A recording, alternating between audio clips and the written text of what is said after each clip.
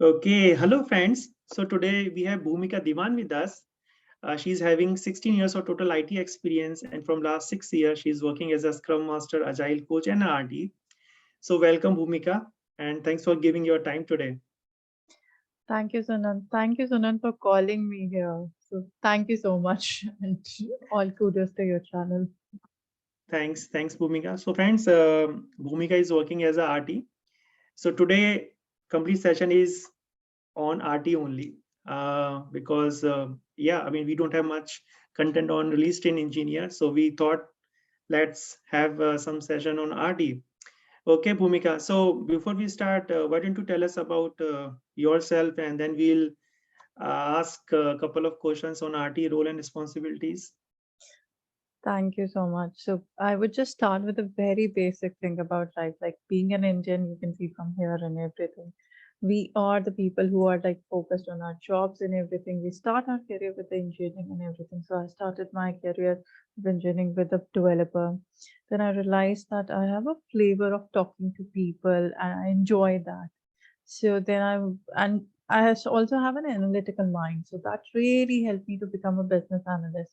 But then there was something that I was looking for. Then I did some MBA and then moved into pre-sales. But still, it was not my calling.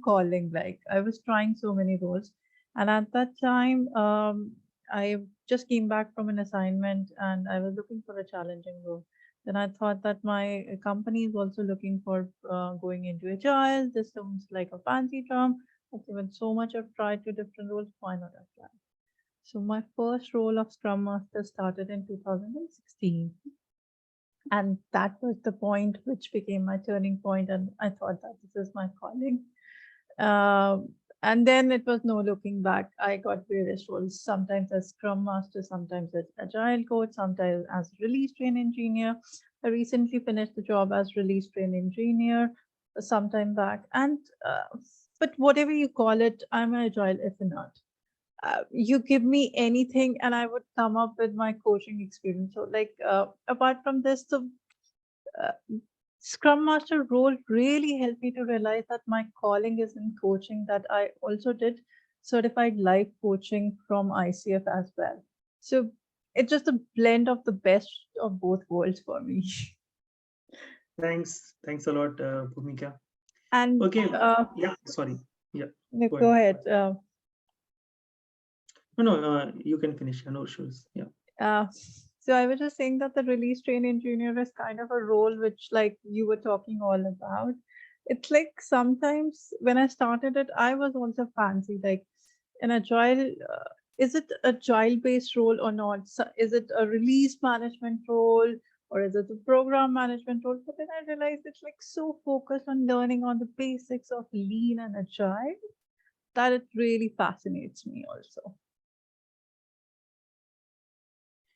Okay, so I just want to ask you, as you just mentioned, so how this RT is different from a program manager or a project manager?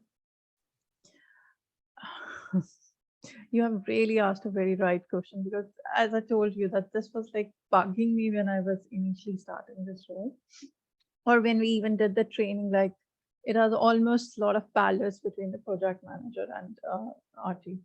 But to be very precise, project manager is focused on the triangle where the quality is the main focus, and the scope, requirements, and the time is there.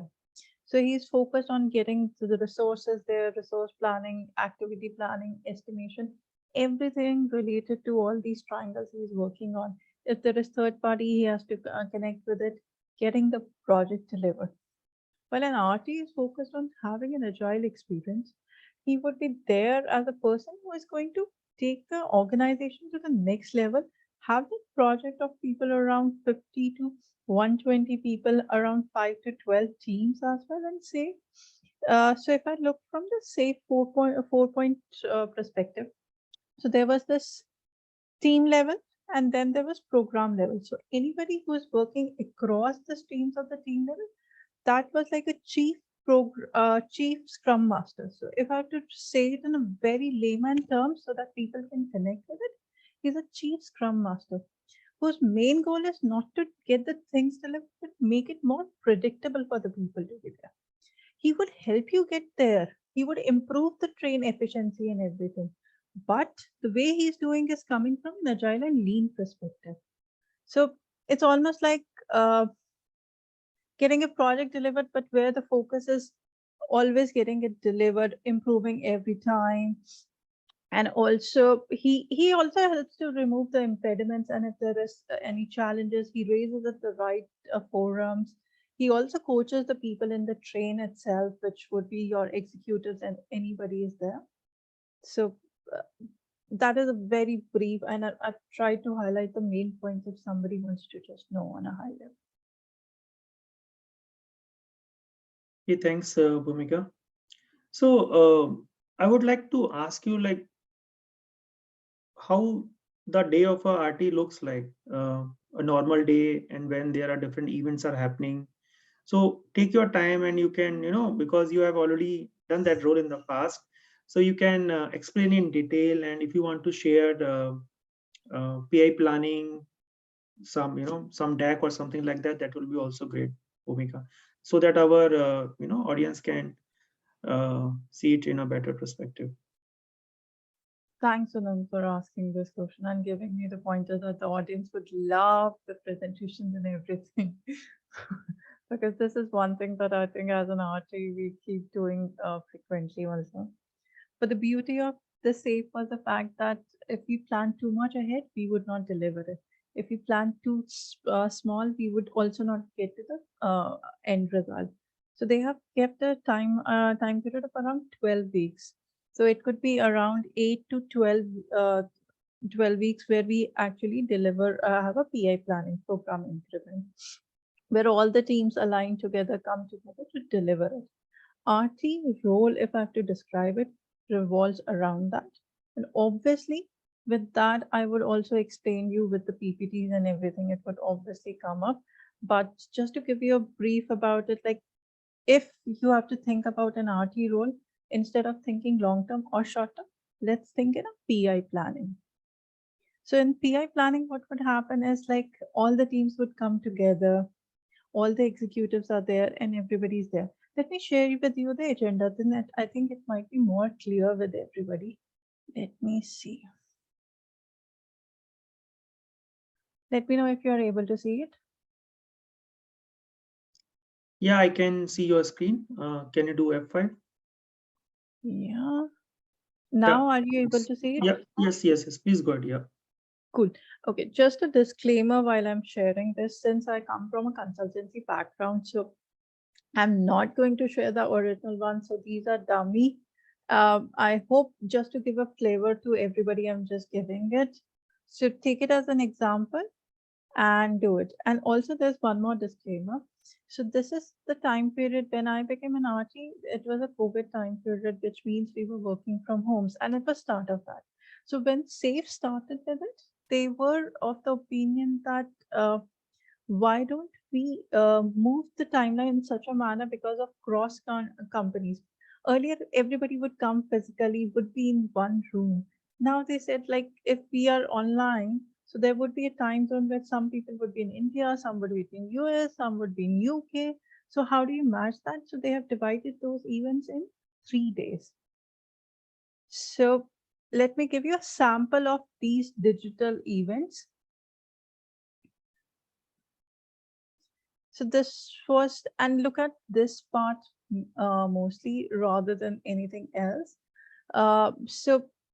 Since this is a digital one, if you are on a physical ground, you would talk to the people, you would move around, you would have a catch up, you would know that everybody is brushed up and upside.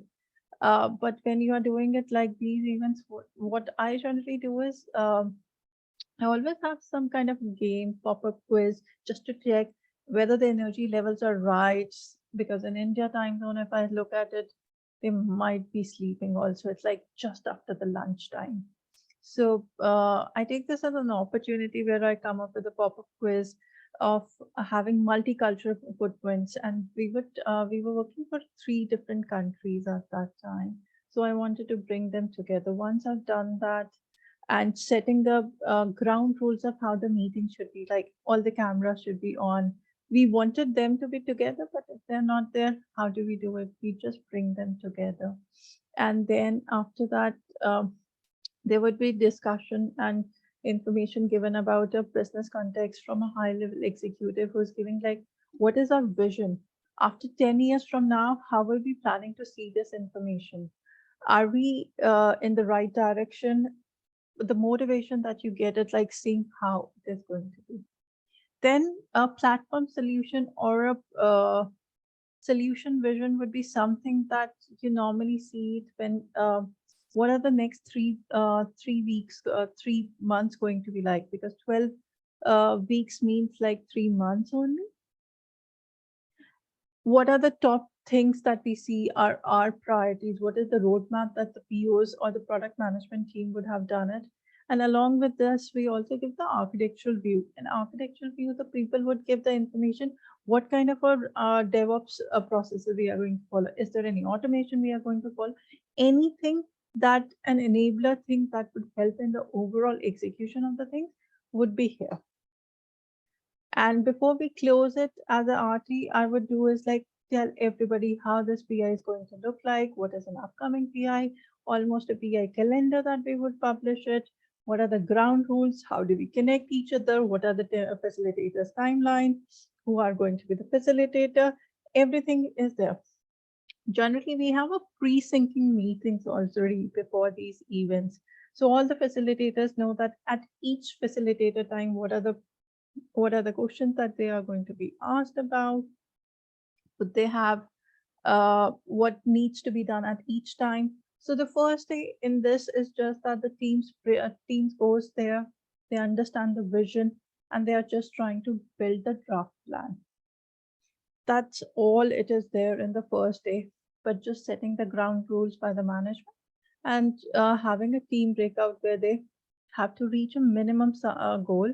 And if there are dependencies that we align during the Scrum RT sync or PO sync.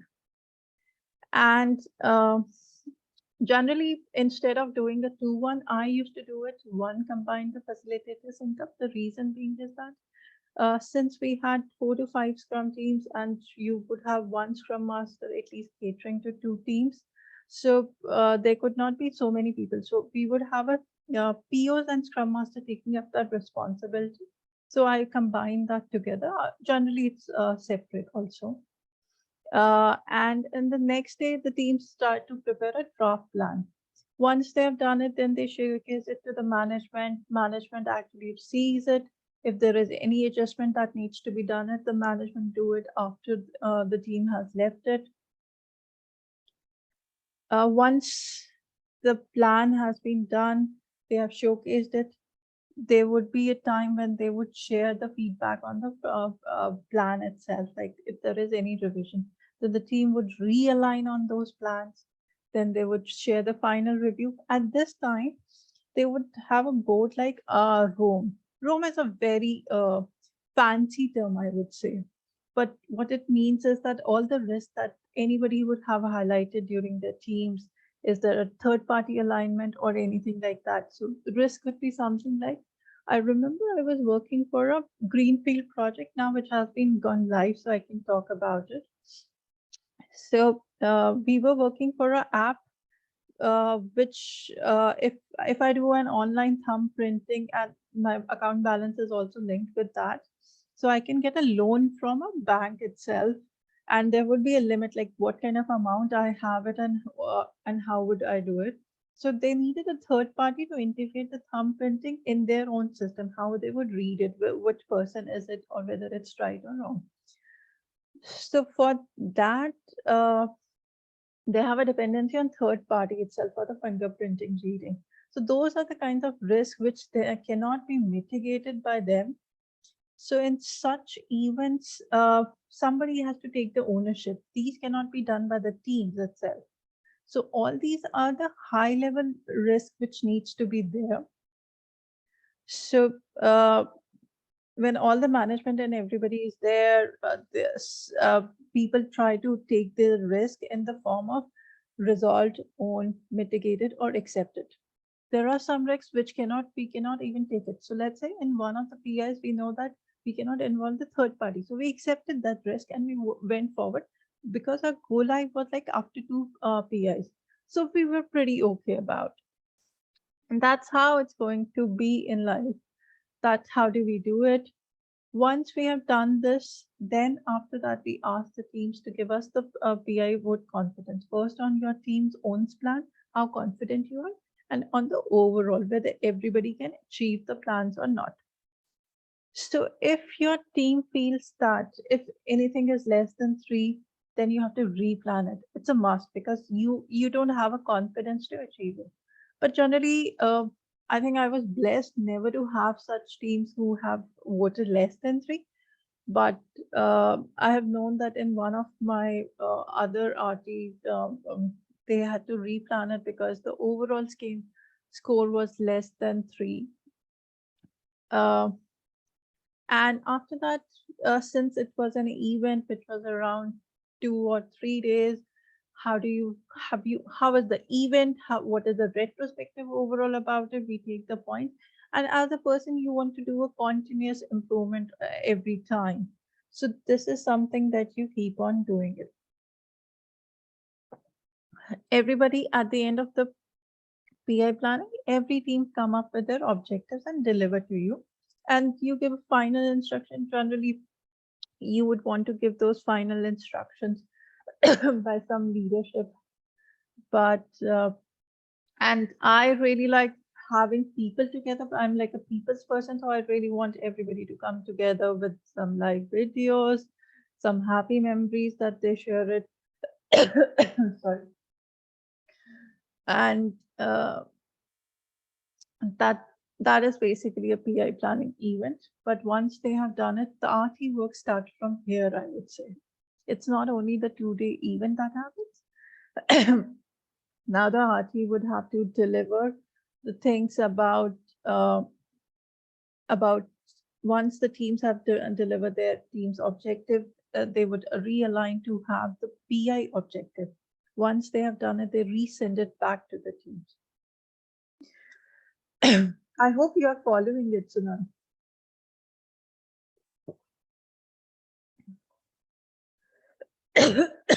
Absolutely, I am with you. Don't worry.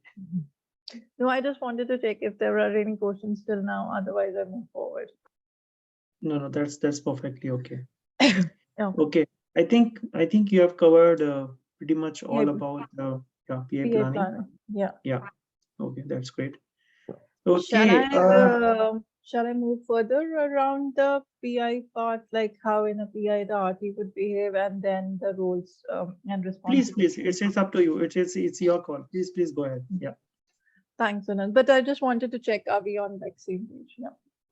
So what now would happen is like once he has showcased the PI objectives to everybody, that becomes the driving force to achieve it. But to keep a check on it, all the peoples would have to realign on it, and in each sprint they would have to keep track of it. Along with that, there would be one sprint ahead, there would be a refinement that would be going on. What I would generally do is 1 quarter ahead, I would tell what are the refinement topics that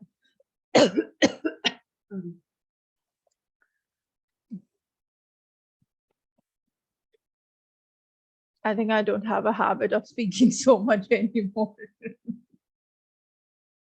That's okay, Bhumi. Yeah. Yeah.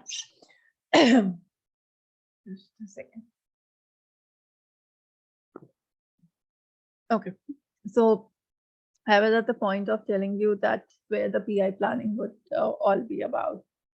So once we have sent it, so what I've done is like for my own personal sake, I'm a person of data driven person also. Like as much as I'm people's person, I really want to have the results and keep a track of it. So I've prepared that matrices at 3 levels: the team level, and at the feature and the epic level.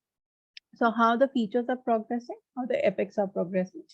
And I would try to generally, if the and I would try to have a bi-weekly catch-ups with each of the scrum masters to see how they are feeling, how they are improving in this thing. And if they give a permission, then I would try to have a bi-weekly connect with the teams also if they're comfortable. So that gives us hidden space along with the Scrum Master. So it's not that I'm doing it separately. That where I would just talk on high level with the team and understand it. Sometimes I would just have those quick catch-ups just to understand how the teams are feeling all about it, so that they have a connect that if there is something wrong, they feel approachable to me. They can approach me. So this is at the team level that I'm doing it. But at the program and the portfolio program level, what we have to do is we have to plan for the future itself at the same time. So which means that there is a refinement cycle that would be published 1 quarter in advance, that what are the topics, what needs to be there, so that the appropriate things can come and the refinement is in progress. And while I'm connecting with Scrum Master and team, there would be some meetings which would be in group with POs and with Scrum Master. The Scrum Master's meeting is all about understanding where are the dependencies. If they have to bring on any people, they can bring it along with them. And the PO's meeting is like how the refinement is going on. Are they track on the feature delivery? What are the challenges that seeing? Even for the upcoming sprint, or in this current also, if they're facing any challenge. Once I've gathered this data, then there is during a PMO kind of a meeting, which I would raise my concern. If at that also level I don't get a visibility, then at the portfolio level, at the LACE level, I have to raise these concerns so that all the risk and everything gets mitigated on time, or everybody is aware of where the status is. If there is a delay, it should not be a last minute surprise for anybody. It has to be everyone together knowing it and owning it. And the best part about RT is like during the show and tell. So I never used to call sprint reviews like sprint reviews. I would say that this is like a moment of show and tell for the teams to showcase. So before those even show and tell, the teams would enjoy preparing for it, and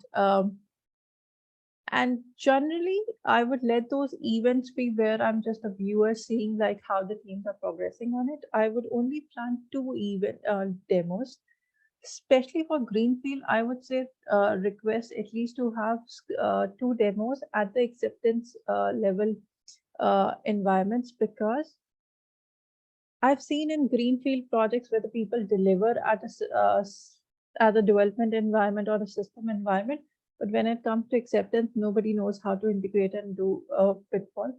So that was my learning, that anytime there is a Greenfield project, please have an end-to-end flow of it. So to cater to that, I generally do it with the first one within the internal team itself, that everybody is invited, while the end one, we do it with the external stakeholders. And apart from this, we would also have in the last sprint, which is innovation and planning sprint, where the teams are a bit relaxed. They don't plan anything. They look into the time. If there is any technical depth that they can look, if there is innovation, they can look. At that time, we would look into any programs. We plan system demos at that time. We do all the pre-planning PI works at that time. Also, we would look into if there is inspect and adapt that needs to be done with the larger audience. And this is a continuous progress. Every time if there is something, we would keep on improving and improving. So it's continuous, I would say. And yeah, I think that would be all from our team perspective for our PI. Hey, thanks a lot, Bhumika. Okay, if you want, you can unshare your screen. That's also Sure. I didn't okay. realize I have one interesting question for you, maybe. So, Sure. how you as a RT connect with Scrum Master, or what kind of challenges which Scrum Masters bring to you, and what kind of help these Scrum Masters look from a RD perspective, and So what kind of connect you have with the Scrum Masters? sure. So I can tell you, it depends on organization to organization. Like I would be tell you, sometimes I had the challenge that I saw that the Scrum Masters are not talking to each other. So across the teams, if I have a problem that there is no communication, how do I bring them together? How do I make it more effective? So I would have to plan some activities where Scrum Masters are being open about it. And sometimes it's all about the Scrum Masters. I see that Scrum Masters face the challenge of being where they are not able to control the teams properly. And then it's not even controlling the teams. It's basically the right word would be uh, the teams itself is not a team. So it's a dysfunctional team. And how do you make it a functional team? So any project delivery that I've seen, especially in the digital area, is done when there are people who are motivated to deliver it. So there would be some elements who are not motivated, but then there would be an underlying reason. And some people don't have that knack of understanding those people also sometimes. And my coaching experience helps. So I really focus on people to people, and uh, and this is my thumb rule that everybody's nice, everybody's perfect. You just have to get the best of them to make it a team. So if somebody says this person is not doing right, I'd really ask them, do you have you put them into your shoes and seen them from their angle also? So those kind of a thing, what kind of a challenge? Sometimes the Scrum teams are very adamant. They don't want to be agile. So they don't think the Scrum meeting should be only 15 minutes. The DSM should be 15 minutes. Some teams are not interested to have retrospective. How do you cater to those teams? How do you make your retrospectives interest? So all kinds of coaching elements, I take it as an RT, but that's like my personal way of dealing with the things. Some people have other agile coaches also. So I've known an organization when RT was only focused on getting the things delivered, but I want to keep an agile coaching. Okay, thanks, Bhumika. Okay, looks like we are done for today, Bhumika. But yeah, this is only our first session. So friends, we will have more sessions with Bhumika in future for sure. Yeah, so with this thought, thank you again one more time, Bhumika, for sharing all your experience with us. Yeah, Bhumika, thank you. Thank you so much for having me here. Pleasure was all mine. Thanks, Bhumika.